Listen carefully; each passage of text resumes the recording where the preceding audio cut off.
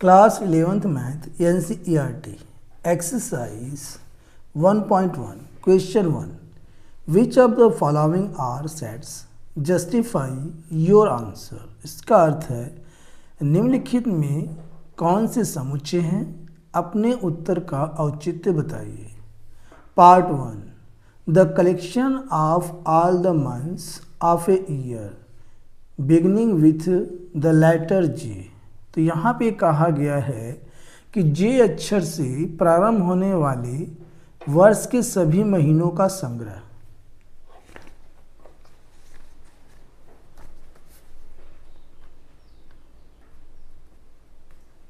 Exercise 1.1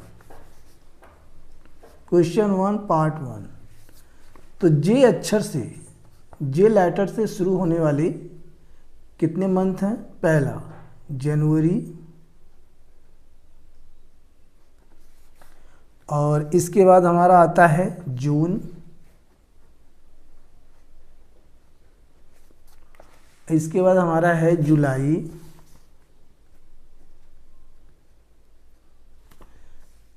तो यहाँ पे हम कह सकते हैं कि जे से शुरू होने वाले महीनों के नाम जनवरी, जून और जुलाई यह परिभाषित हैं, डिफाइन हैं, इसलिए therefore this is a set.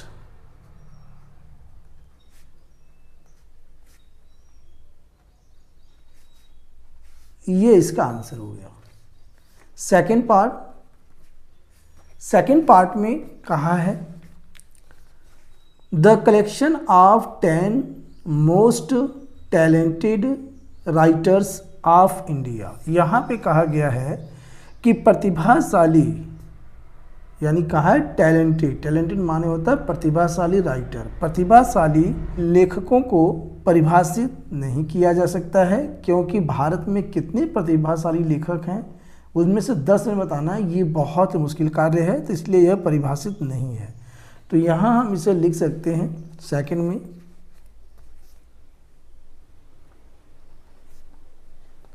This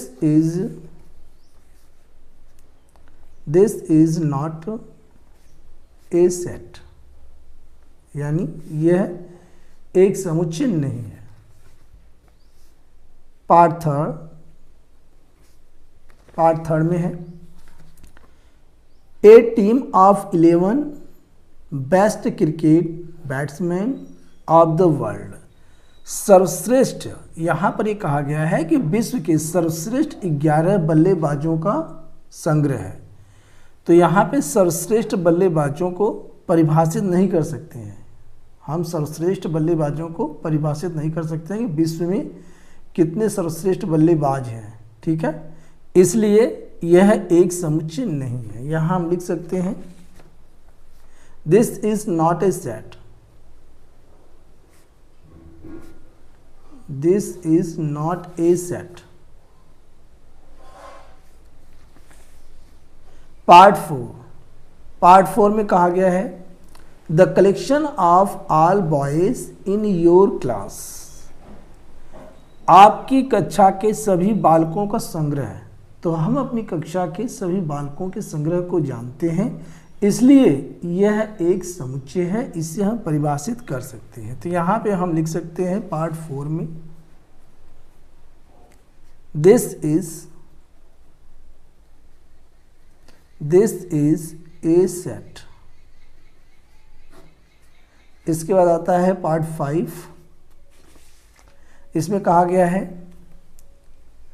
the collection of all natural numbers less than 100। 100 से कम सभी प्राकृत संख्याओं का संग्रह। तो उन्हें हम सब जानते हैं भली भांति, और ये सभी संख्याएं परिभाषित हैं, इसलिए यह एक समुच्चय है। यहाँ पर संख्याएं हमारी कौन सी होंगी? यहाँ पे क्या है? Less than 100, less than 100। तो यहाँ पे संख्याएं हमारी हो जाएंगी 1 2 3 4 ... एंड लास्ट में 99। तो इन्हें हम परिभाषित कर सकते हैं, इसलिए यह एक सेट है। तो लिख सकते हैं therefore this is a set, ये इसका आंसर है। पार्ट 6 में है a collection of novels, novels का मतलब होता है उपन्यास, कलेक्शन होता है संग्रह। A collection of novels written by the writer Munshi Premchand, यानी मुंशी प्रेमचंद्र द्वारा लिखे गए उपन्यासों का संग्रह। इन्हें हम परिभाषित कर सकते हैं क्योंकि उन्होंने जो भी उपन्यास लिखे हैं उन सभी को हम जान सकते हैं या हम जानते हैं, इसलिए यह एक सेट है। तो यहाँ पे हम लिख सकते हैं पार्ट 6 में this is a set, this is a set, ये इसका आंसर है। पार्ट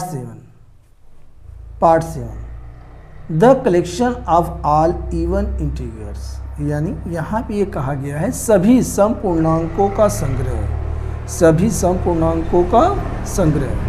तो यहाँ पे हम सम पूर्णांक को कैसे दिखा सकते हैं, इवन इंटीजर्स को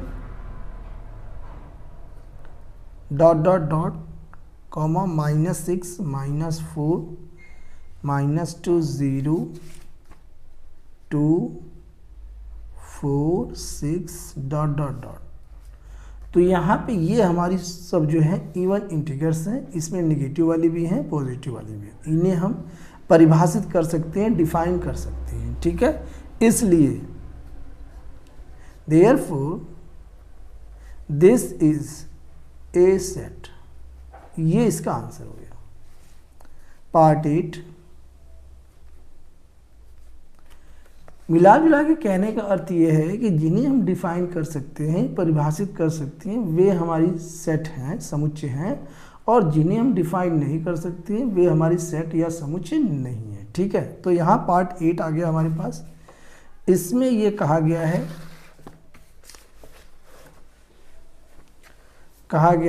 the collection of question in the chapter, यानी कि इस अध्याय में आने वाले प्रश्नों का संग्रह। तो जो ये चैप्टर हम पढ़ रहे हैं सेट्स का, इसमें जितने भी प्रश्न हैं उन सब का हम संग्रह बनाएंगे, समुच्चय बनाएंगे। तो ये कहने का मतलब है कि यह जो है सेट है, उनका अगर हम संग्रह बनाते हैं, कलेक्शन करते हैं, तो उन्हें हम सब जानते हैं, वे सब परिभाषित हैं, निश्चित हैं, इसलिए यह जो है हमारा सेट है। तो यहाँ पे हम लिख सकते हैं आंसर में इसके पार्ट 8 में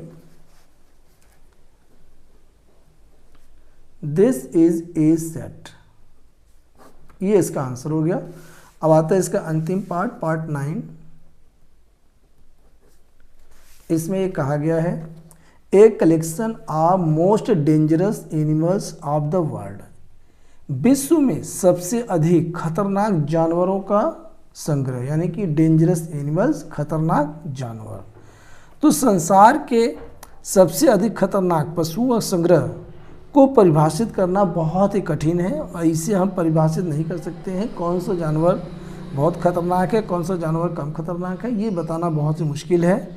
इसलिए हम ये कह सकते हैं कि यह जो है एक collection of most dangerous animals of the world, विश्व के खतरनाक जानवरों का संग्रह, इसे हम परिभाषित नहीं कर सकते हैं, और यह एक सेट नहीं है। तो यहाँ रीजन में लिख सकते हैं this is not a set. इस प्रकार से क्वेश्चन 1 हमारा कंप्लीट हुआ। नेक्स्ट वीडियो में क्वेश्चन 2 सॉल्व करेंगे। Thanks for watching.